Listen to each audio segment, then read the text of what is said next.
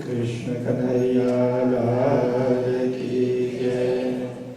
श्री नित्यानंद स्वामी की जय। श्री प्राणनाथ प्यारे की जय। परमादरणीय श्री मोहन प्रियाचार्य जी महाराज, डॉक्टर तिलक शास्त्री जी, श्री जनार्दन शास्त्री जी, गुरुदेव शास्त्री जी और आप सभी धर्म प्राण सुंदर साथी, माताएं, बहनें एवं भाइयों,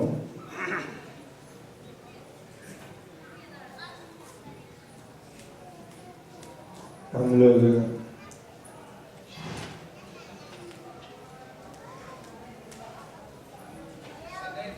सेवा पूजा के संदर्भ में कुछ सुनते आ रहे थे।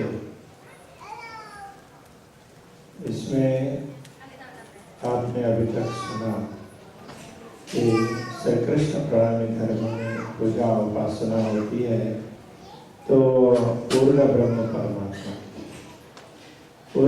परमात्मा अक्षर अक्षर से परे है, इसलिए वे अक्षरातीत कहलाते हैं। उनके साथ हमारा संबंध है, इस संबंध की हमें पहचान करनी है, तो इसके लिए हम प्रैक्टिस कर रहे हैं। इसमें पहले आवाहन की बात सुनी, उसके बाद आरती की बात सुनी, फिर परिक्रमा। तो परिक्रमा का तात्पर्य होता है कि हम उनके सानिध्य का अनुभव करें हमेशा। अभी टेक्नोलॉजी की भाषा में विचार करें तो यदि आप ऑनलाइन हैं और कोई कार्यक्रम लाइव देख रहे हैं तो आपको कैसा लगेगा कि मैं भी उस कार्यक्रम में शामिल हूं, तो इस प्रकार का अनुभव होगा। ऐसे ही हमें पूर्ण ब्रह्म परमात्मा श्री राज्य के चरणों का सानिध्य प्राप्त हो, इस सानिध्य का अनुभव करना हो, तो इसके लिए परिक्रमा का भाव समझा है। परिक्रमा का तात्पर्य है कि हम पूर्ण ब्रह्म परमात्मा के साथ में है, उनके सानिध्य में है, उनसे दूर नहीं है, मैं उनसे दूर नहीं हूँ। अभी आप सुन रहे थे, तो आप ही न्यारी होता है, पीऊ नहीं तुझसे दूर। हम स्वयं ही अपने आप को दूर मानने लगते हैं, माया के कारण, अज्ञान के कारण। हमारा अटेंशन, हमारा ध्यान, हमारी मन की वृत्तियां दुनिया की तरफ होने के कारण, यदि यही वृत्तियां पूर्ण ब्रह्म परमात्मा की ओर होने लग जाती है, श्री राज्य की ओर होने लग जाती है, तो हम उनके सानिध्य का अनुभव कर पाएंगे। परिक्रमा का तात्पर्य यह है कि हम जीवन में कहीं भी विचरण कर रहे हो तो हम पूर्ण ब्रह्म परमात्मा के इर्द गिर्द ही घूम रहे हैं, उनके आसपास ही घूम रहे हैं, उनसे दूर नहीं है। तो ये भाव हमारे अंदर प्रकट हो जाए, हम उनके सानिध्य में ही हैं, तो उनसे दूर नहीं है। तो इस अनुभूति के लिए परिक्रमा एक प्रकार की प्रैक्टिस है। तभी कहा देत परिक्रमा कर्म सब छूटी, ए सुख पंच मान्य सदी। तो यहाँ पंचम शब्द है, नाम के हिसाब से आया है। तो निरंतर हमें सानिध्य का सुख प्राप्त करना होगा। यदि हम परिक्रमा देते हैं तो कर्म के सारे बंधन छूट जाते हैं।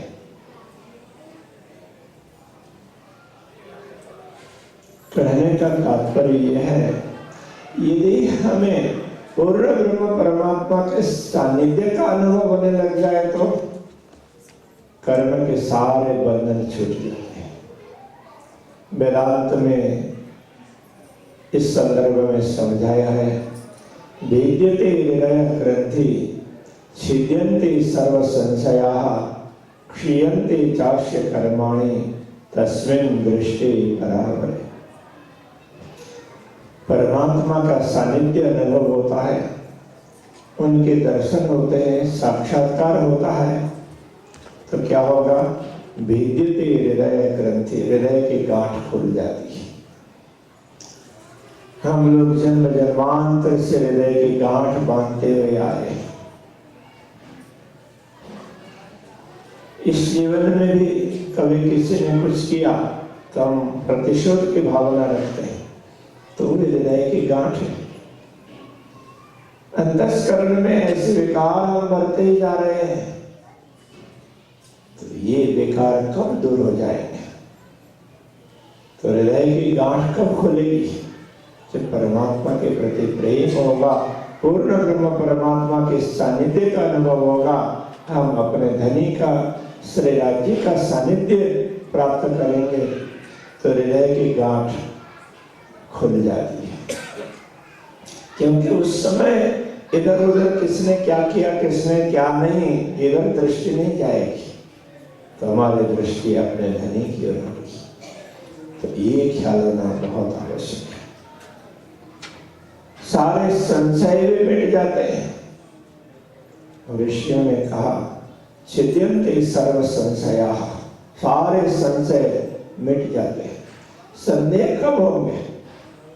तो जब ज्ञान न हो, तब परमात्मा का ज्ञान प्राप्त हुआ, परमात्मा का सानिध्य प्राप्त हुआ, सारे संशय मिट जाते हैं, मन में कोई शंका रहती ही नहीं है। क्षीयन्ते चास्य कर्माणि, तीसरी बात कही तो उसके कर्म के बंधन भी सारे छूट जाते हैं। तो ये कर्म के बंधन जन्म जन्मांतर से जुड़े हुए हैं, तो इसके लिए ही कहा गया है देख परिक्रमा कर्म सब छूटे।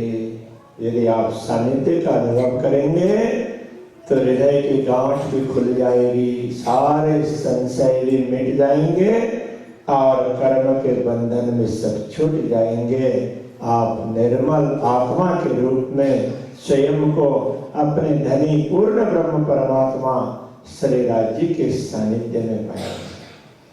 तो यही अनुभूति हमें अपने जीवन में करनी है। इसके लिए ही विभिन्न प्रकार की साधनाएं हैं।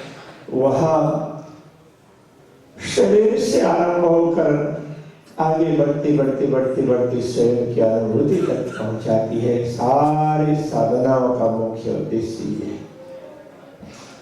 फिर भी महापुरुषों ने ये समझाया, देखो ये सारी साधनाएं हैं अंतस्करण की शुद्धि के लिए है,